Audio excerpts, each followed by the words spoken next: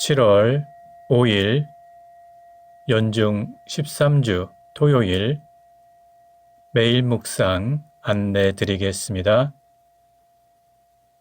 일독서의 말씀은 창세기 27장 1절에서 5절 그리고 15절에서 29절까지 말씀입니다.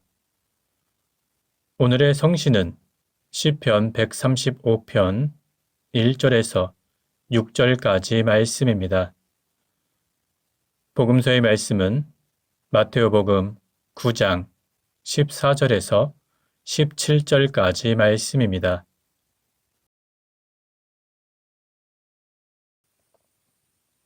성부와 성자와 성령의 이름으로 아멘. 주여 우리 입을 열어주소서. 우리가 주님을 찬미하리이다. 하느님, 우리를 어서 구원하소서. 주여, 우리를 빨리 도와주소서. 영광이 성부와 성자와 성령께 처음과 같이 지금도 그리고 영원히 아멘. 기도합시다. 주 하느님, 예수께서는 십자가에서 죽으시고 부활하시어 마귀의 권세로부터 우리를 구원하셨나이다. 비오니 우리로 하여금 날마다 죄에 대하여 죽고 부활의 기쁨 안에서 주님과 더불어 영원히 살게 하소서. 성부와 성령과 함께 한 분 하나님이신 우리 주 예수 그리스도 이름으로 기도하나이다. 아멘. 일독서의 말씀은 창세기 27장 1절에서 5절 그리고 15절에서 29절까지 말씀입니다. 이삭은 늙어 눈이 어두워졌다. 어느 날 그는 큰아들 에사우를 불렀다. 얘야, 예, 어서 말씀하십시오. 너도 보다시피 내가 늙어 언제 죽을지 모른다. 그러니 너는 사냥할 때 쓰는 화살통과 활을 메고 들에 나가 사냥을 해다가 내가 좋아하는 별미를 만들어 오너라. 내가 그것을 먹고 죽기 전에 정성을 쏟아 너에게 복을 빌어주리라. 리브가는 이삭이 아들 에사우에게 하는 이 말을 엿듣고는 리브가는 집에 보관해 두었던 큰아들 에사우의 옷 가운데서 가장 좋은 것을 꺼내어 작은아들 야곱에게 입히고 염소 새끼 가죽을 매끈한 손과 목에 감아준 다음 장만해 놓은 별미와 구운 빵을 아들 야곱의 손에 들려 주었다. 야곱은 아버지에게 들어가 아버지 하고 불렀다. 아버지 이삭이 오냐 내가 누구냐 하고 묻자 야곱이 대답하였다. 저는 아버님의 맏아들 에사우입니다. 아버님 분부대로 요리를 만들어 왔습니다. 어서 일어나 앉으셔서 제가 사냥해다가 만든 요리를 잡수시고 복을 빌어 주십시오. 이삭이 아들에게 물었다. 에사우야, 무슨 수로 이렇게 빨리 잡아왔느냐? 아버님의 하느님 야훼께서 짐승을 금방 만나게 해 주셨습니다. 이 말을 듣고 이삭은 내가 정말 내 아들 에사우인지 만져보아야겠다 하면서 가까이 오라고 하였다. 가까이 온 야곱을 만져보고 이삭은 중얼거렸다. 말소리는 야곱의 소리인데 손은 에사우의 손이라. 그는 야곱의 손에 형 에사우의 손처럼 털이 많았으므로 야곱인 줄 모르고 그에게 복을 빌어주기로 하였다. 이삭은 내가 틀림없는 내 아들 에사오냐 하고 다짐하였다. 야곱이 예, 그렇습니다 하고 대답하자 이삭은 에사오야, 사냥한 것을 이리 가져오너라. 내가 먹고 정성을 쏟아 너에게 복을 빌어주리라 하였다. 야곱이 가져다 바치는 유리와 술을 먹고 마신 뒤 아버지 이삭은 야곱에게 에사오야, 이리 가까이 와서 나에게 입을 맞추어다오 하였다. 그가 가까이 가서 입을 맞추자 이삭은 야곱이 입은 옷에서 풍기는 냄새를 맡고 복을 빌어 주었다. 아, 내 아들에게서 풍기는 냄새. 야에게 복을 받은 들향기로구나. 하나님께서 하늘에서 내리신 이슬로 땅이 기름져 오곡이 풍성하고 술이 넘쳐나라. 뭇 백성은 너를 섬기고 뭇 족속들은 내 앞에 엎드리리라. 너는 내 결의 영도자가 되어 내 동기들이 내 앞에 엎드리리라. 너를 저주하는 자는 저주를 받고 너에게 복을 빌어주는 사람은 복을 받으리라. 주님의 말씀입니다. 하나님께 감사합니다. 오늘의 성신은 시편 135편 1절에서 6절까지 말씀입니다. 할렐루야. 주님의 이름을 찬미하여라. 주님을 섬기는 사람들아, 주님을 찬미하여라. 주님의 집, 우리 하나님의 집 우란에서 그를 모시는 사람들아. 주님은 어지시니 주님을 찬양하여라. 주께서 은혜를 베푸시니 그 이름 찬양하여라. 야곱을 당신 것으로 삼으시고 이스라엘을 소중하게 간직하신 주님이시다. 나는 분명히 아나니 주님은 정령 높으시며 모든 신들 위에 계시는 주님이시다. 하늘과 땅, 바다 위와 바닷속 깊은 곳 어디에서나 무엇이나 뜻대로 이루시는 분이시다. 영광이 성부와 성자와 성령께 처음과 같이 지금도 그리고 영원히 아멘. 복음서의 말씀은 마테오복음 9장 14절에서 17절까지 말씀입니다. 그때 요한의 제자들이 예수께 와서 우리와 바리사이파 사람들은 자주 단식하는데 선생님의 제자들은 왜 단식하지 않습니까? 하고 묻자 예수께서 이렇게 대답하셨다. 잔치에 온 신랑의 친구들이 신랑과 함께 있는 동안에야 어떻게 슬퍼할 수 있겠느냐. 그러나 곧 신랑을 빼앗길 날이 올 터인데 그때에 가서는 그들도 단식할 것이다.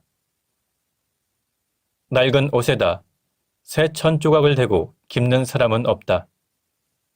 그렇게 하면 낡은 옷이 새 천 조각에 갱기어 더 찢어지게 된다. 또 낡은 가죽 부대에 새 포도주를 담는 사람도 없다.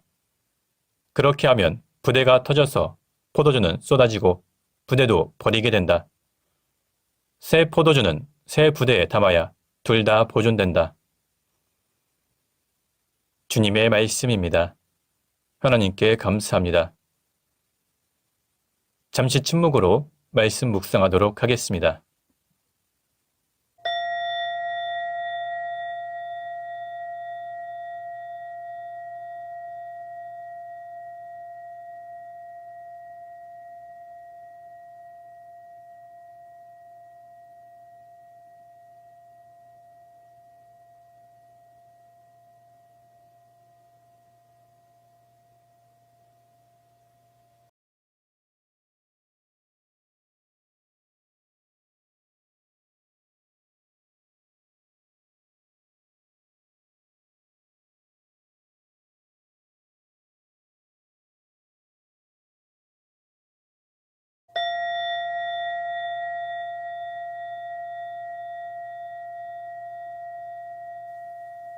잠시 묵상 나눔 하도록 하겠습니다.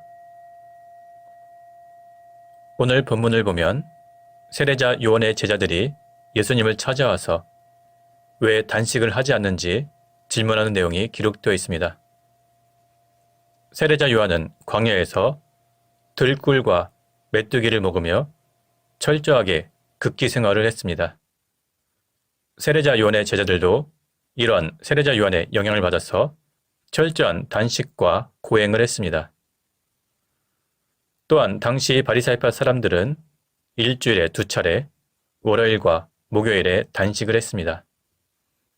이런 사람들이 보기에 예수님과 예수님의 제자들은 먹기를 탐하고 마시기를 즐기는 무리들이며 따라서 별로 거룩해 보이지 않았던 것입니다. 세례자 요한의 제자들이 예수님께 이러한 질문을 던진 것은 예수님과 논쟁을 하거나 시비를 거는 것은 아니었습니다. 그들이 보기에 예수님의 가르침은 바리사이파 사람들보다 더 엄격한데 왜 단식은 하지 않는지, 그리고 예수님의 제자들은 왜 극기를 하지 않고 행동은 왜 엄격하지 않은지 궁금해서 예수님께 질문한 것입니다.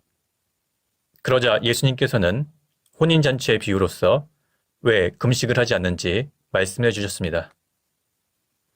신랑 친구들이 혼인잔치에 참석하는 것은 신랑과 함께 기쁨을 나누기 위해서입니다. 혼인잔치에 와서 마치 장례식에 참석한 것처럼 슬퍼할 수는 없습니다.